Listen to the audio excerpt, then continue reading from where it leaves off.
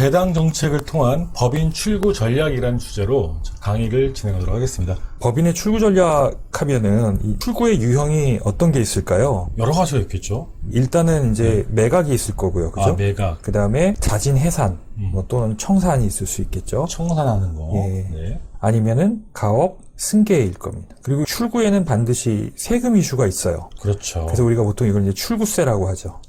출구세. 그렇죠. 이 출구세 부담을 얼마나 이제 줄이냐가 주주들 입장에서는 이 법인 경영의 성과를 얼마나 효능감 있게 회수할 수 있냐라는 바로미터가 되겠죠. 배당 정책은 어떻게 보면 이런 거죠. 주식회사는 주주 이익을 극대화하는 거잖아요.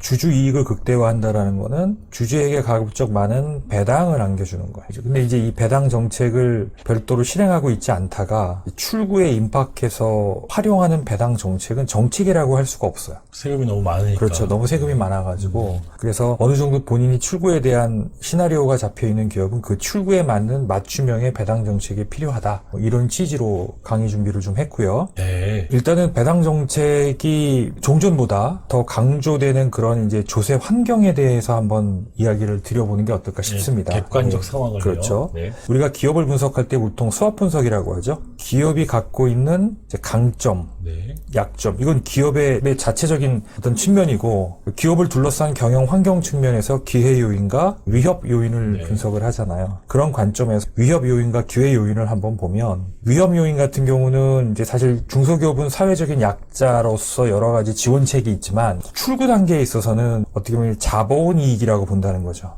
그래서 조세 여건이 더 강화되면 강화됐지 중소기업에서 이건 봐주는 게 없다는 거예요. 그래서 일련의 이제 그런 정책 트렌드를 보면 제가 읽어볼까요? 예. 이번 퇴직소득 한도 축소, 소득세율, 최고세율에 대한 지속적 상향, 초과 배당 증여 이익에 대한 과세 강화, 개인 유사법인의 초과 유보소득 간주 배당제, 보류, 주식 양도시 배우자 증여를 통한 조세 회피 방지, 비상장 주식 양도소득세율 상승, 개인과 법인 간 특허 양도 양수 및 자본거래 세무 검증 강화. 네, 그렇죠. 그래서 사실 조세 정책이 이제 강화되고 있는 추세. 네네. 이 부분에서는 정부도 양보가 없어요. 예, 어차피 출구라는 거는 특히 이제 해산이나 이런 경우 또는 이제 가업승계 같은 경우도 마찬가지지만 이게 자칫 정부가 느슨해지면 이 부의 대물림 또는 부의 무상이전이라는 조세 저항이 있을 수 있단 말이에요.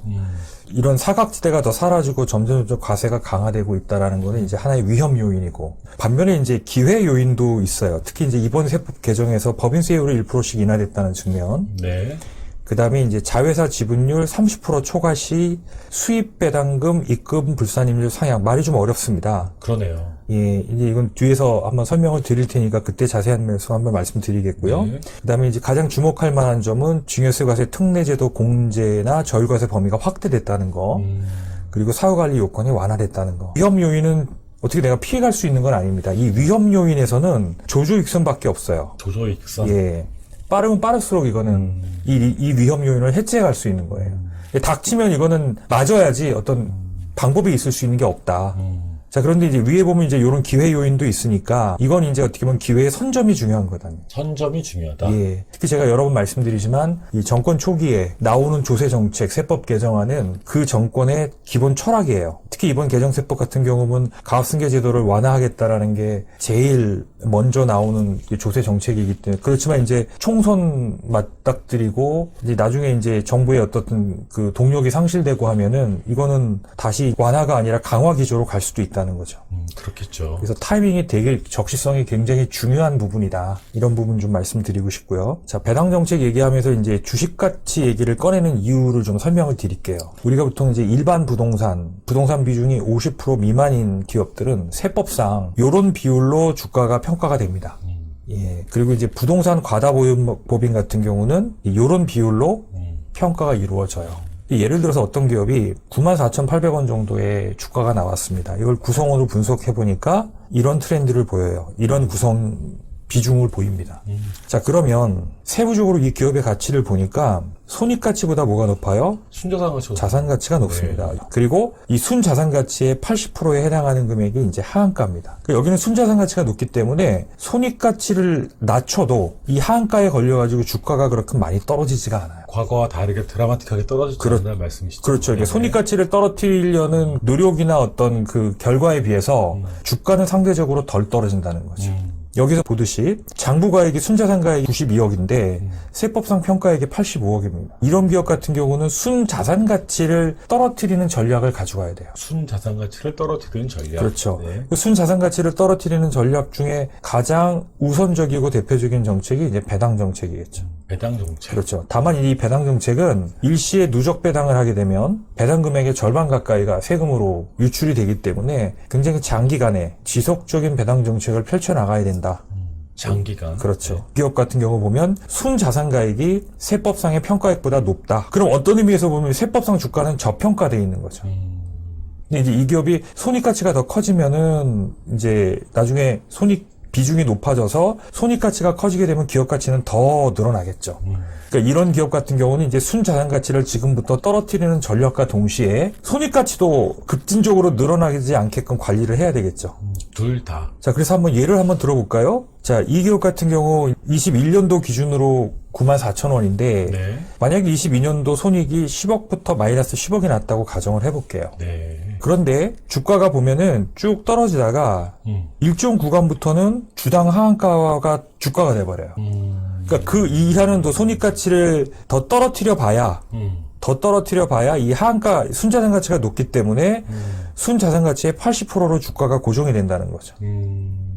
그래서 실제 전년도에 적자를 10억을 냈다 하더라도 네. 실제 주가는 한 22,000원밖에 떨어지지 않는 거예요. 잘 안 떨어지는군요. 안 떨어지죠. 네. 그러니까 이제 이런 기업은 배당 정책이 상당히 유의미한 정책일 수 있다.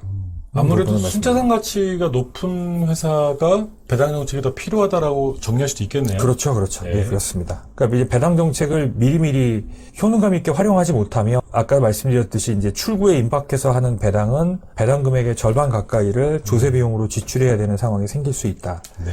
자, 가령 그냥 이렇게 다양한 경우에 손익 시나리오가 있다고 가정을 하더라도 네. 생각만큼 주당 평가액은 떨어지지 않는다. 반면에 손익가치 비중이 높은 회사들은 손익을 조금만 하락시켜도 주가는 드라마틱하게 떨어질 수 있겠죠. 초기 막 성장하고 있는 회사들이 해당되겠네요. 그렇죠. 네네. 네. 자, 그래서 이제 이 회사 같은 경우는 주가는 이제 어쨌든 손익이 증가하면서 꾸준히 상승을 하게 됩니다. 네. 그런데 아까 경우처럼 순자산가액 세법상의 기업가치보다 높다는 거예요. 그리고 여기 보시면 이제 이 회사 같은 경우는 자본의 과잉 적립으로 손익가치 절하만으로는 주식가치를 떨어뜨리는데 한계가 있다. 그래서 자산가치 절하 효과가 큰 방안을 모색해야 된다. 쉽게 말하면 좀 오랫동안 이익 영업이 정립된 회사라고 이해를 해도 그렇죠. 되잖아요. 네네네. 자, 그럼 비상장 주식가치에 대한 절세 전략은 어떻게 수립해야 되느냐? 일단은 주식가치 떨어뜨려서 과표를 인하시키는 게 가장 큰 문제죠. 그리고 나서 주식을 어떤 방식으로 이동시킬 것이냐.